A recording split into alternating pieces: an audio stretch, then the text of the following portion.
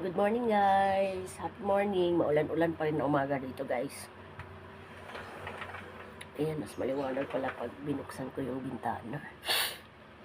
Nasa kwarto ako guys, nagkape kasi tulog pa yung anak ko. Sa sala kasi natulog yung anak ko kagabi. Trip niyang matulog sa sala. Ayaw niya sa kwarto niya. Kaya dito ako nagkape kasi baka maingayan yung anak ko. Sulaw man. Sila lang natin kunti guys. Sulaw yung ano.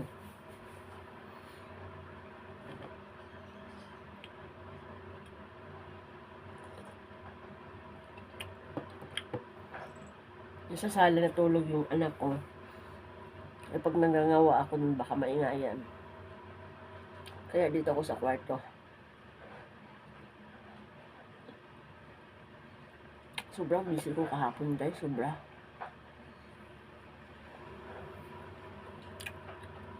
Pumunta ako ng bayan kasi padala ng pera yung asawa ko para sa pagpa-enroll ng bunso ko. Bayad ako ng books. Yung books ng grade 9 guys, almost 10,000. 9,467.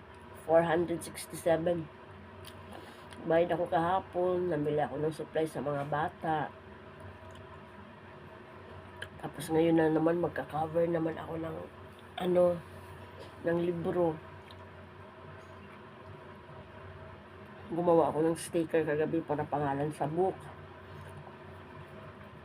Nakatulog ako kagabi guys, mga almost 12:30 na ata.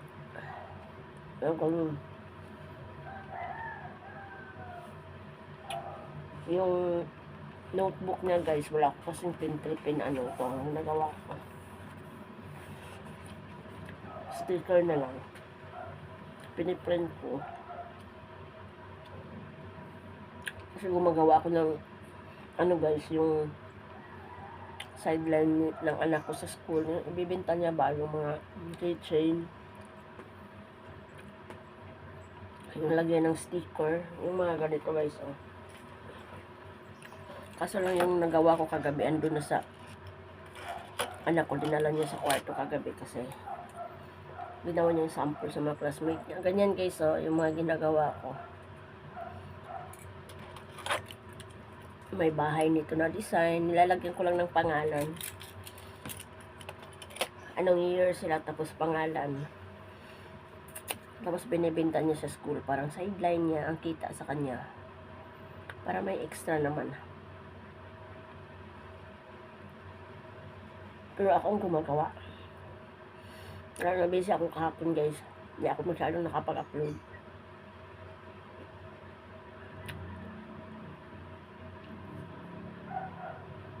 So, iba pa yung ilong ko.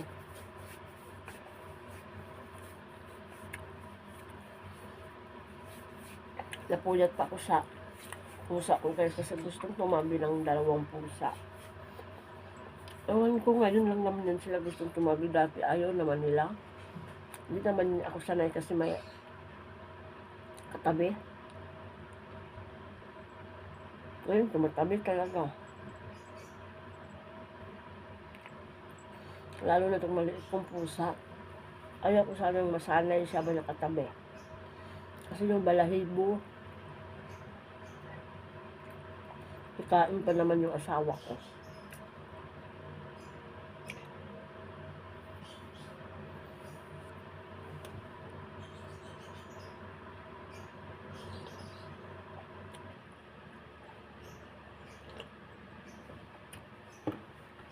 Nagutom ako kasi kahapon umalis kami, nag-lunch kami sa Jollibee. Pagkagabi, sabi ko ng mga anak ko, yung tira na lang na kanin kinain namin. Kunti-kunti na lang ba. Nagluto ko ng Shanghai at saka pancit canton. Kunti lang nakain ko kasi pag mga pancit canton parang ako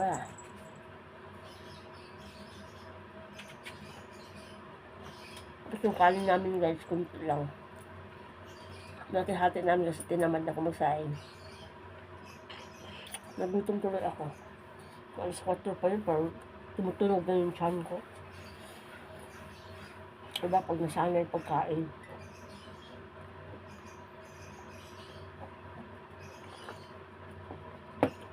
Kumusta ang araw nyo, guys? Di ba maulan-ulan? Dito sa amin, guys, oh. Maliwanag na siya. Pero mamayang hapon yan uulan o kaya ang hali. Ay, maliwanag na siya, guys, pero may ambon, oh. Ibang panahon. Sa Habaga to, guys, eh. Pero hindi na ako nakapag-walking. Every morning nag-walking ako. Hindi na ako makapag-walking. Kasi tamad ako mag-walking. Paglabas mo, maabutan ka ng ulan ba. Tahimik dito sa amin, guys. Mga kapitbahay. Bihira ng mga kapitbahay mo. Tichismis dito. Mga kapitbahay dito, guys. Walang pakialam. Anong gawin mo sa buhay?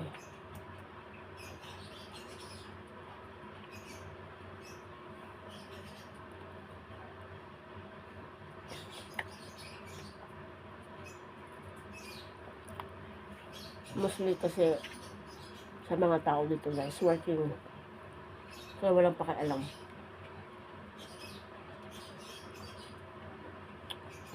Umaga pa lang, alis na. Uwi gabi. Kahit madaanan ka pa ng sasakyan nila, never say hi, wala. Hindi uso sa amin dito, guys. Hindi kagaya sa probinsya ba na kahit sino-sinong tao pinapansin.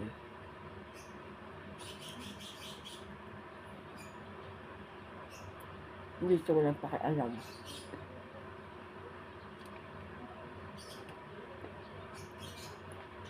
Kaya tuloy yung mga anak ko minsan, parang di kilala yung mga kapitbahay. Ayaw ko sanang i-practice ng ganun, guys.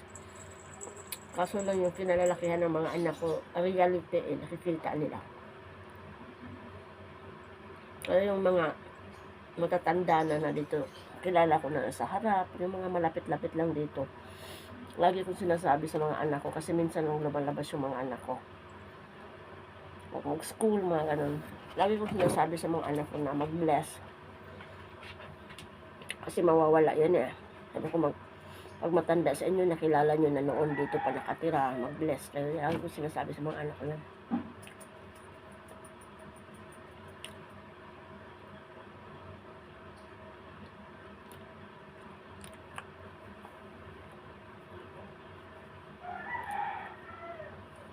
Okay, guys.